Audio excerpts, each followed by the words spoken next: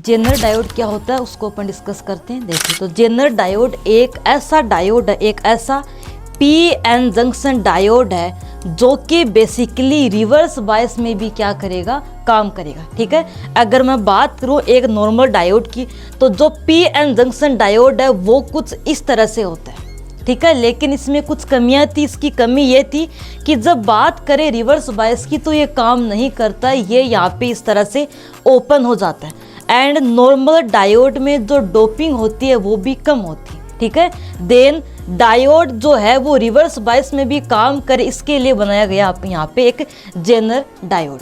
ठीक है, इसमें क्या होता है, इसमें डोपिंग जो होती है वो 100 से लेके 1000 गुना ज़्यादा होती है नॉर्मल डायोड के कंपेयर में। ओके, एंड यहाँ पे ये जो जेनर डायोड है ये बेसिकली रिवर्स बायस में भी काम करता है, ये रिवर्स बायस में भी काम करता है।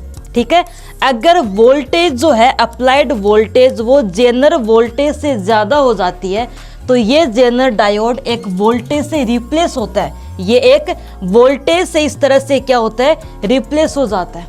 ओके, लेकिन अगर अप्लाइड वोल्टेज जो है इससे कम है उस केस में क्या होगा, ये ओपन होगा। तो बेसिकली बात इतनी सी है कि जेनर डायोड एक ऐसा पी एन जंक्शन डायोड है जो कि रिवर्स बायस में भी काम करता है।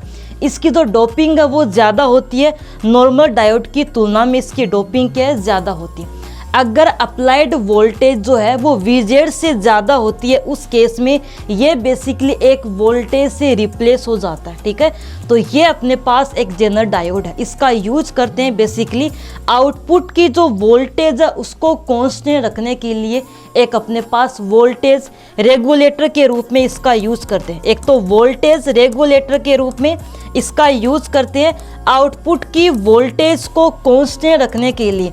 ठीक है, दूसरा इसका यूज करते हैं बेसिकली एक वोल्टेज मल्टीप्लायर के रूप में, ये इनपुट की वोल्टेज को डबल कर सकता है, ट्रिपल कर सकता है। तो एज ए वोल्टेज मल्टीप्लायर एक इसका यूज करते हैं एज ए वोल्टेज रेगुलेटर।